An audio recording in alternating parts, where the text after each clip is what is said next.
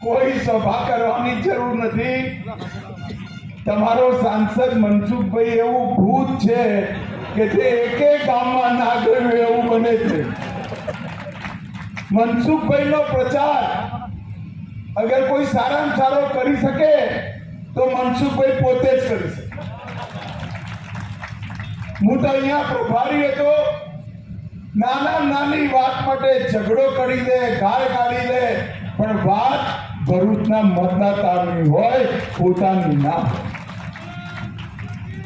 ભાઈઓ બહેનો, હું તમને સૌને બે હાથ જોડીને વિનંતી કરવા આવ્યો છું, આવો જનપ્રતિનિધિ નહીં મળે, ગડબડ કરશો તો કોઈ અર્બન નક્સલ આવી આપણા આદિવાસી વિસ્તારને તહસ નહેસ કરી નાખે।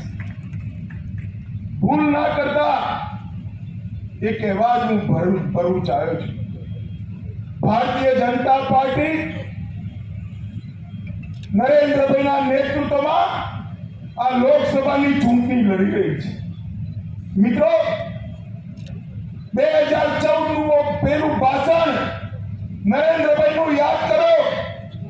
નરેન્દ્રભાઈ જ્યારે વડાપ્રધાન બન્યા, એનડીએની મીટિંગ હતી, નરેન્દ્રભાઈનું પહેલું ભાષણ હતું કે મારી સરકાર આદિવાસીઓની સરકાર છે, દલિતોની સરકાર છે, ગરીબોની સરકાર છે।